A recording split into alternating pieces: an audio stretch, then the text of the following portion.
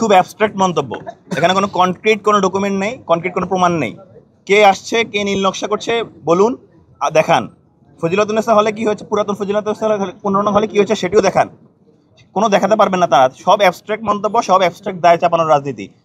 প্রথমত একটি অভিযোগ আছে, যেটা বলতে পারেন আমাদের সকালবেলা ছাত্র শিবিরের শাখা সভাপতি ভাই কেন একটি হলে এসেছিলেন। তিনি যখন দেখতে পেলেন এই জায়গায় বহিরাগতরা, প্রাক্তন শিক্ষার্থীরা এই ক্যাম্পাসে সমাগম করছে, সেই জায়গায় উনি দায়বদ্ধতার জায়গা থেকে একটি জায়গায় এসে জাস্ট খোঁজ নিতে এসেছিলেন। সেই জায়গাকে ফ্রেমিং করেছেন তিনি আমাদের 17-18 বর্ষের শিক্ষার্থী, যে জায়গায় 39-40 ব্যাচের শিক্ষার্থীরা এসে এখানে অবস্থান করছে, 36 ব্যাচের শিক্ষার্থীরা এসে অবস্থান করে আটক হচ্ছে, গ্রেফতার হচ্ছে। সেই জায়গায় মাত্র ইমিডিয়েট সিনিয়র একজন ব্যাচের, যিনি তার সাংগঠনিক দায়বদ্ধতার জায়গা থেকে এসেছেন, আমি এই জায়গায় এটিকে জাস্টিফাই করছি না, সেই জায়গায় অভিযোগ থাকা যেতে পারতো, কিন্তু সেই জায়গাগুলো সম্পূর্ণ অগ্রাহ্য করে এতে ছোট্ট একটি ঘটনাটাকে ফ্রেমিং করে তারা আসলে এই জায়গায় একটি অপচেষ্টা, সেই অপচেষ্টাটা করছেন। দ্বিতীয়ত, যেই চারপাশের যেই অবস্থান, এই অবস্থানটা আমার কাছে মনে হয় ভিত্তিহীন অবস্থান। তাদের কাছে যদি কোনো ডকুমেন্ট চায় তারা ডকুমেন্ট দেখাতে পারবে না, কিন্তু আমাদের কাছে অজস্র ছবি রয়েছে যেখানে দেখাতে পারবো ক্যাম্পাসের বিভিন্ন পয়েন্টে তাদের প্রাক্তন শিক্ষার্থীরা অবস্থান করছে এবং নির্বাচন ম্যানিপুলেট করার চেষ্টা করছে। বঙ্গমাতা 15 নং ছাত্রী হলে যখন আমরা জানতে পারি যে সেখানে নির্বাচন সাময়িক স্থগিত রয়েছে, আমরা সেখানে যাই। সেখানে গিয়ে যেটি দেখতে পাই সেটি একটু আগে জানিয়েছিলাম।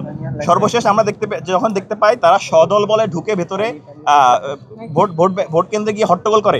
সেখানে মূল ঘটনাটা কি হচ্ছে, অনুমতি কোনো প্রকার পারমিশন ছাড়া সেখানে গিয়ে কী করে তারা, মেনলি সেখানে একটা ঘটনা ঘটেছিল, সেটি হলো ভোট কেন্দ্রে কালি উঠে যাচ্ছিল কিংবা কালির স্বল্পতা হয়েছিল, সেটি নিয়ে সাময়িকভাবে কিছু বন্ধ ছিল। কিন্তু তারা এটিকে যেভাবে ফ্রেমিং করেছে এখানে হয়তো নির্বাচন ভোট কারচুপি হচ্ছে, নির্বাচনে বিশেষ সুবিধা দেওয়া হচ্ছে, সম্পূর্ণ অযৌক্তিক।